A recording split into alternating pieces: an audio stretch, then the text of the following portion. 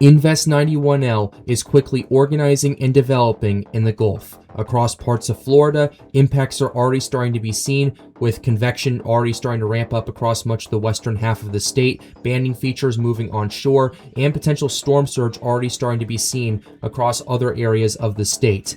But in the next few days, the models in particular are really wanting the system to develop and organize and potentially get up to a strong tropical storm or maybe a weak hurricane according to some ensembles. And in this video, we're going to be talking about that. We're going to talk about the theoretical strength, how quickly this could organize, and what ultimately could be the worst impacts for the Gulf.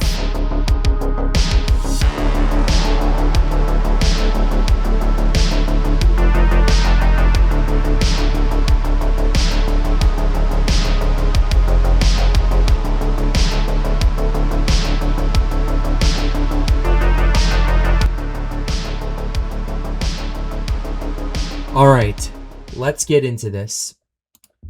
So, this is what we have going on at this current point.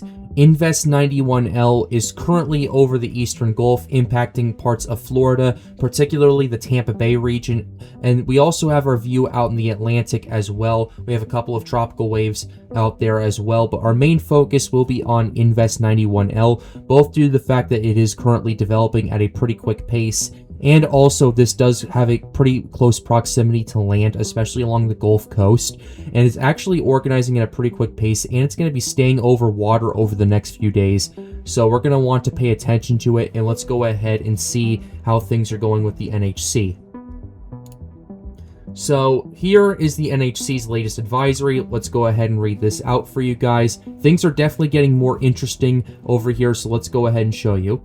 Satellite images and surface observations indicate that a broad surface low is forming over the eastern Gulf. However, the associated winds remain light and the shower and thunderstorm activity is still disorganized. Gradual development of the system is possible, and it could become a tropical depression while it moves slowly northward or north-northwestward during the next few days. Interests along the Florida coast, southern Alabama, southwestern Georgia should monitor the progress of the system, as it is expected to bring heavy rain to portions of that region during the next several days. Hurricane hunters are actually going to be investigating the system on Sunday if needed. 30% chance of formation in the next 48 hours, 40% in the next 7 days. So they've definitely been increasing that area of development as the system has gotten more organized. We're going to go ahead and look at the models. We're going to look at all the observations that we can and just kind of dissect what is going on with this system. So here is what we got for you guys for the European. This is what we have. This is what we got going on over here. We're going to go ahead and go back to our 0 hour. We have this pulled up and ready to go for you guys. The European ensemble has been pretty aggressive, and it's only been getting more and more aggressive over the last few model runs in particular. I have the 0Z run pulled up for right now. The 12Z isn't out yet at the time of me recording this video. But I do have the 12Z AI that I'm going to be showing just to give you an idea of what that might be happening with that as well, because I know the AI runs especially have been really wanting the system. They've been trending more and more aggressive over the last couple of days or so. But here's the European that we have pulled up for you at this current point in time. So this is what we got 6 hours out. We have this system kind of remaining detached, doing its best to detach, and it actually, even as things are going on in the next 48 hours, you're definitely noticing a lot more of the power numbers picking up across much of the European ensembles. 985, 999, 988, 999. That's strong tropical storm to potentially weak hurricane territory based on the pressures alone. The wind speeds max out around 60 to 70 knots with some of these as well already.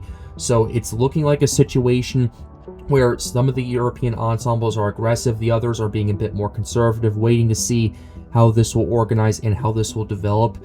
And we'll go ahead and go out to about 60 hours now as well. Look at how concentrated this signal is. When you see a pretty good chance of development according to the models, this is the concentrated signal that you're looking for right here. Yes, the strength is a little all over the place, but the power numbers for a lot of these ensembles are well below and 1,000 and well into the 990s. in terms of millibars, which is indicative of a strong tropical storm, according to the European ensemble. And then it starts moving further up to the north, starts shifting over there, heading towards the Florida Panhandle or Big Bend region. One of the ensembles has this down to 965 millibars, which would make it around a Category 2 hurricane. I think that's a little bit outlandish at this current point in time. We'll have to wait and see what hurricane hunters come out with tomorrow, but ultimately the majority of the models kind of have it either going staying in Florida around the Panhandle or moving west to potentially Louisiana, Alabama, Mississippi. Some of these models are definitely doing that, but still, guys, look at the power numbers according to the European ensemble. It's definitely an interesting upswing compared to what we've seen previously. Now let's go ahead and see what the European AI run is going for as well, because I know the 12Z has definitely come out. It's definitely uptrending as well. There's what we got right here. We're gonna go ahead and stop this. This is the 0Z. Let's pull up the 12Z if we can get that.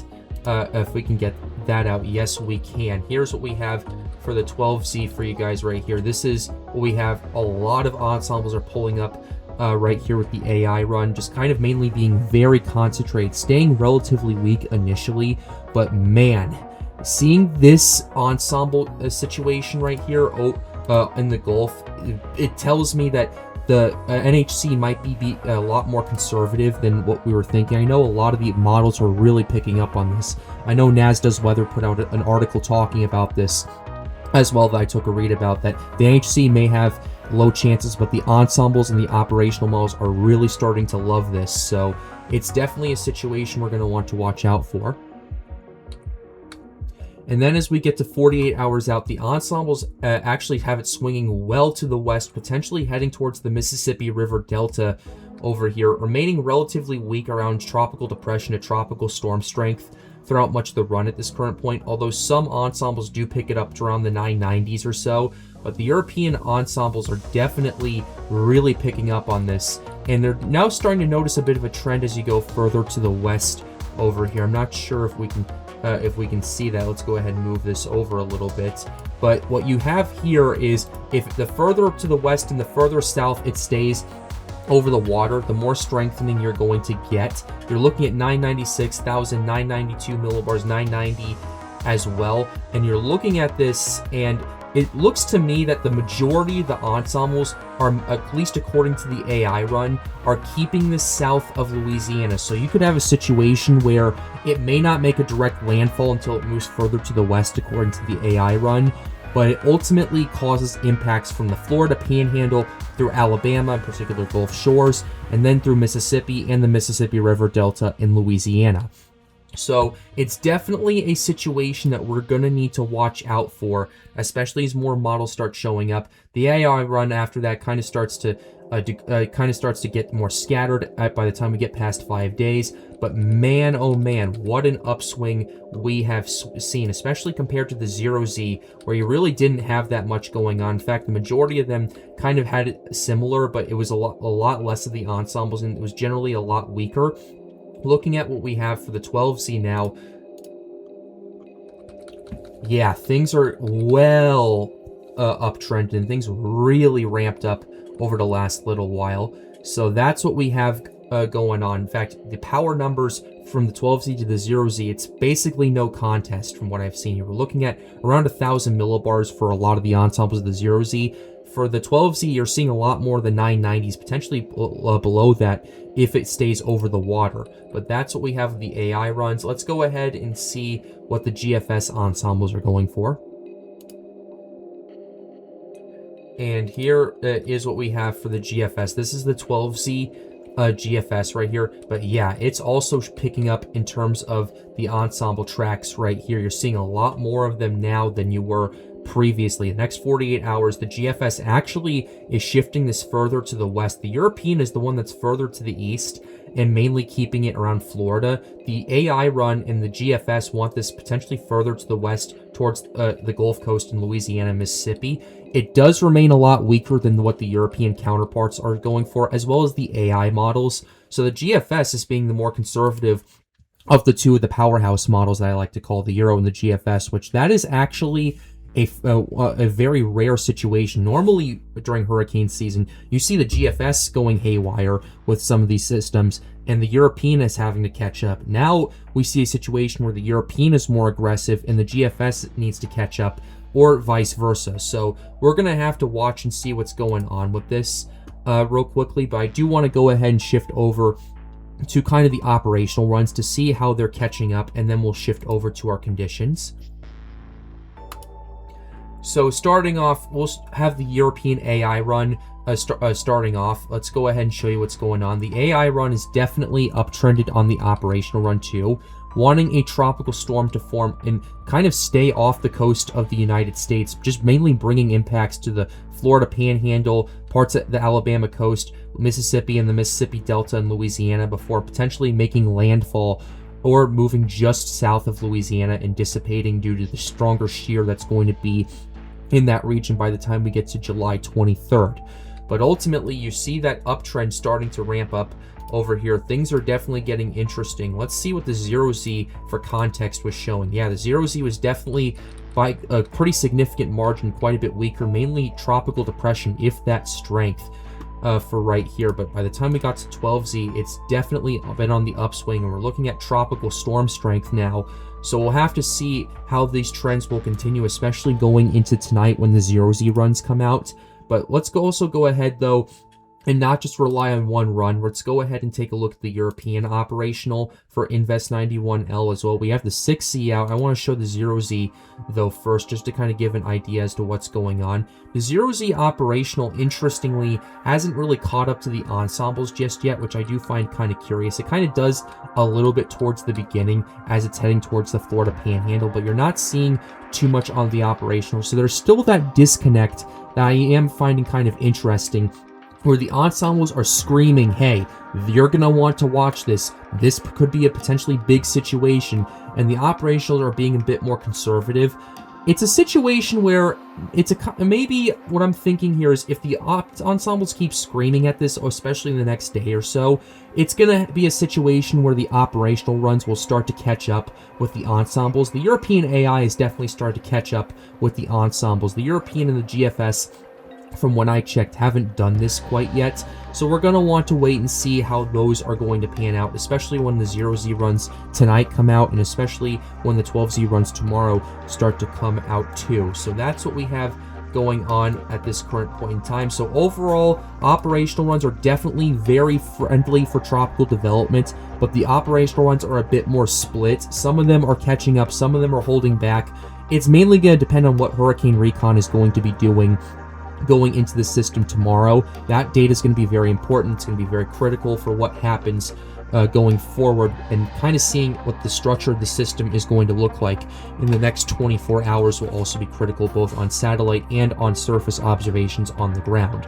But with that showing up, let's go ahead and pull up our current storms and pull up our current conditions for right now.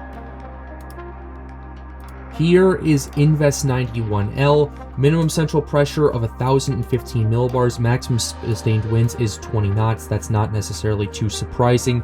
At this current point, it was just designated earlier, but you do have some hurricane runs, and you do have some track models, at least in terms of the ensembles, that have been pulling up. We were talking about these earlier. Here is our first intensity model guidance right here, and kind of what I was showing with the ensembles right here. It's generally, I'd say, in agreement, although some of the models haven't come out yet.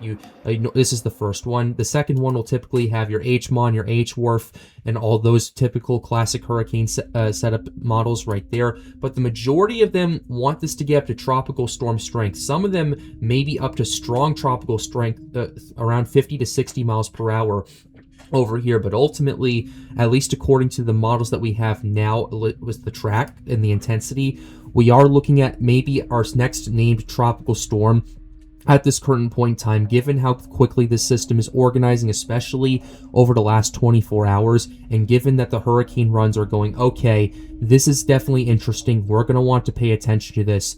But we've looked at models, we've looked at the everything that we can with that, but that doesn't play into role of what the conditions are going to look like. So we're going to go ahead now and talk about the conditions, because models are one thing, but conditions are a whole other ballpark. And what are the conditions going to be looking like And how will they pan out in terms of what the models are forecasting?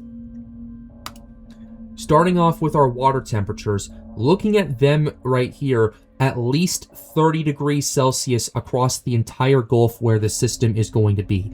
Some areas are isolated around 31 degrees Celsius, which for those of you who do not use the metric system, that is between 86 and 88 degrees Fahrenheit for those of you who live along the Gulf Coast. That is very warm water, ladies and gentlemen. It's typical for the Gulf of this year, but that is very warm water for tropical development, too.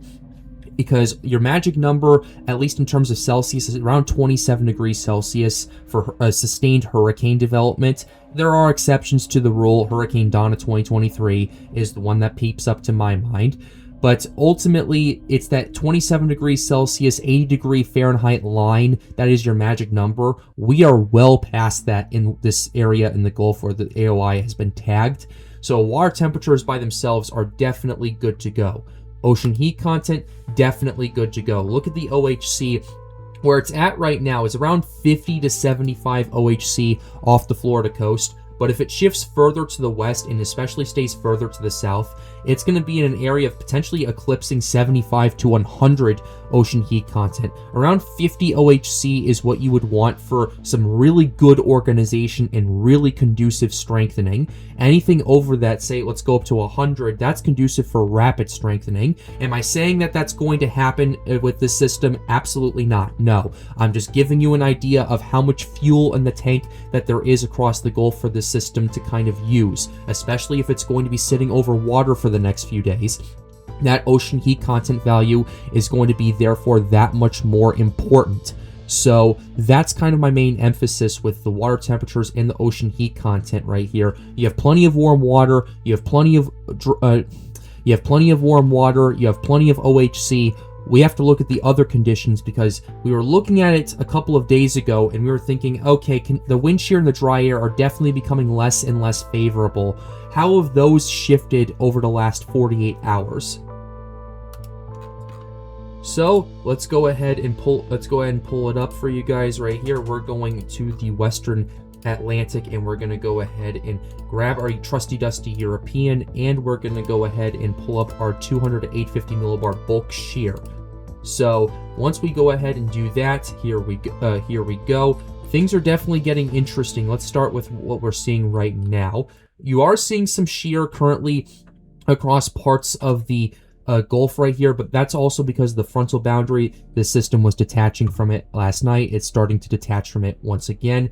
But you also are seeing a little bit more shear, especially this morning, going into some of these areas right here. But as time goes on, by the time we get to tonight, a lot of that shear disappears across much of the Gulf where the system is going to be organizing, and it's going to mainly be that way for the next day or so. By the time we get to July 19th, by the time we get to tomorrow 9th, actually, a lot of that shear, especially when it starts shifting further to the west, what you're looking at is it's pretty much open season across this part of the Gulf. You're not seeing very much wind shear that's going to be impacting it when it makes that turn towards the west, towards Mississippi, Alabama, and Louisiana.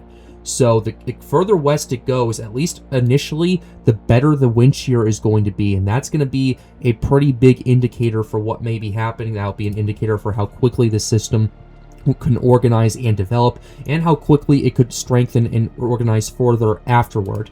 But ultimately, you have that going on, and then as time goes on, you're looking at, by the time we get to about 72 hours out, there is a little bit more shear starting to populate the area. There is a little bit more starting to populate parts of the Gulf, but some of this could be more mesoscale shear. Some of this could be the system producing its own source of quote-unquote shear.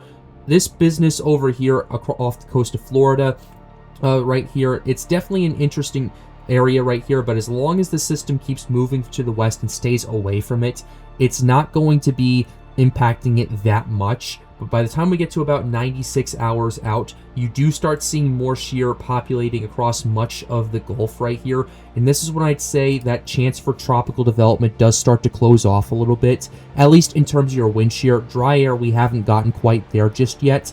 We'll definitely talk about that in just a second. But looking at what we have for our wind shear, it's definitely starting to ramp up a little bit. But by the time we get to 5 days out, towards the evening of the 22nd, as time progresses. You're seeing more shear across much of the Gulf, and ultimately that's when I'd say your window for tropical development starts to close off a little bit. That's just the wind shear though. What's our dry air aspect looking like?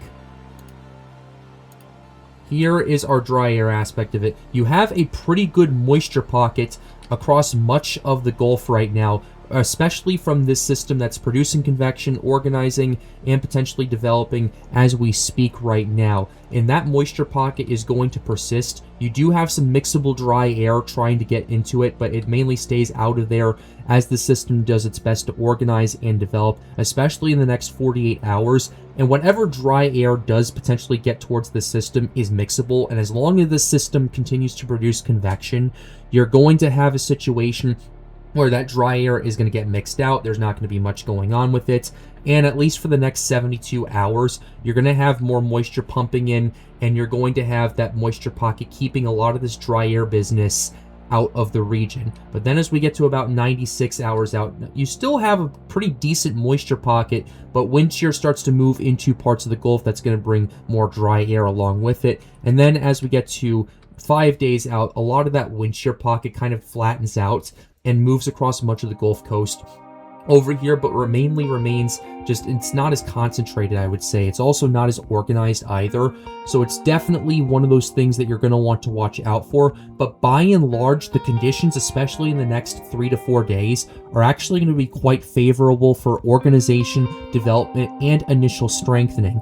In terms of your ceiling, it's going to depend on how much of this wind shear stays out of the system's way, and it's going to depend on how much advantage this system takes of a lot of the warm waters. It's also going to depend on how much further to the south that this system is going to be at, mainly because you're starting to see these shifts a little bit further and further and further to the south in the Gulf. If it stays south of Louisiana, it might tap into the ocean heat content a little bit more before that dry air starts to take advantage of it and that wind shear starts to return. So there's a lot of unknowns with this right now. In terms of our potential strength, it's something we'll have to watch out for, but I'm not going to say anything right now, mainly because it's a little bit too early. It was just designated an invest, and I want to wait and see how the conditions are going to respond. We'll have maybe some more talk about that tonight on the Triple P show. We're doing a show with that, talking about this system, so it's definitely going to be a bit of a more in-depth analysis with that. But we are going to go ahead and close the video out on that note. So with that being said, we're going to go ahead and end it right here. Thank you very much for watching. Be sure to like the video, subscribe to the channel if you are new. The goal, as always, is to get more people engaged with weather. Join the Storms United Discord server. The link to that is in the end screen. Also, comment down below if you like the new mic. This is the new setup I got. But with that being said, have a wonderful day, guys. Stay safe.